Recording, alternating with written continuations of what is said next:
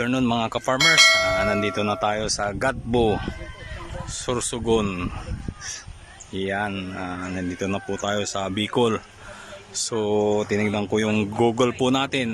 Bumiyahe po kami ng 15 hours. Tapos yung tinakbo namin 723 kilometers lamang po. Dahil ayan, gusto na rin maranasan yung ating growers beet foliar fertilizer. Ayan, so dito luwang ng kanilang sakain din.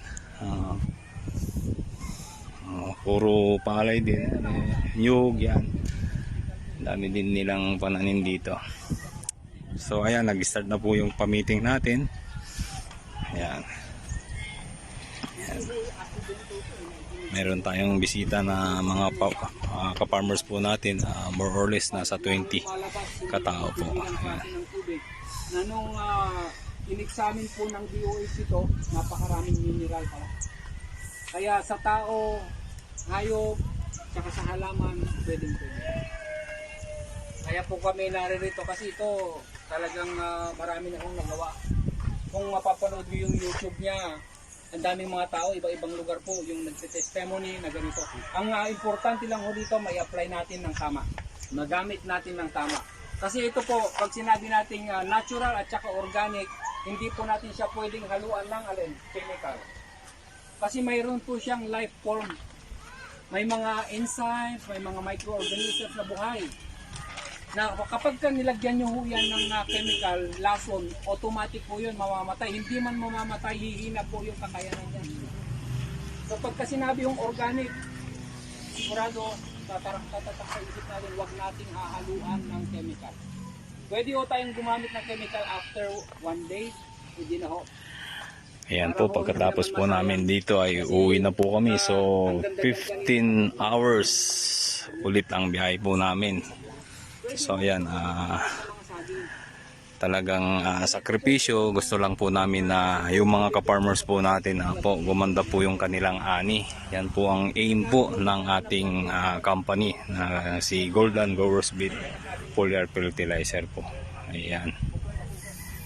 Ito po yung aming update po dito sa Sorsogon, Bicol region po.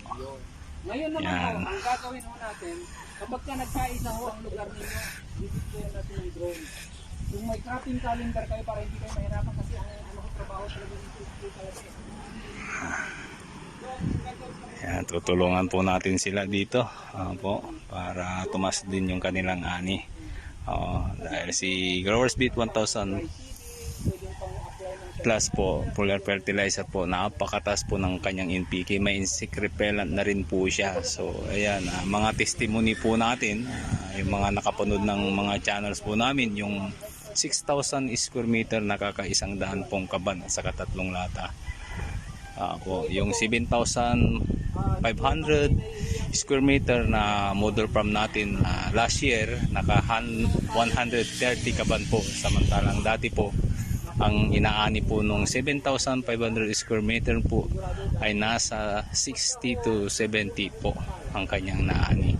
So ganyan po yan po yung sa Tarlac po na model farm po namin. So dito nakapanayam natin si tatay, medyo okay naman yung kanilang naani.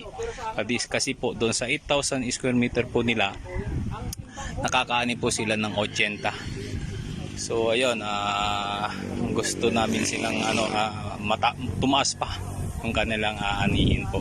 Dahil dito po sa Growers Beet 1000 plus, sa nakagamit po sa Nueva Ecija na yung isa't kalahati na hektarya niya ay ang naani niya po doon 180 kaban, pero nung nagamitan na po ng Growers Beet 1000 plus ng yung tamang interval po ng pag-i-spray, naka 253 kaban po siya, at ang bigat po ay nasa 60 to 68 kilos po per sacks po.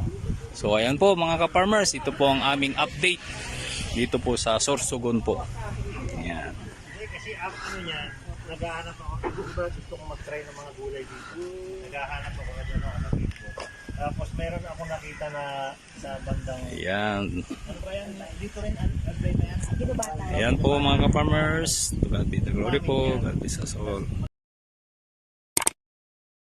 God bless the farmers of this land.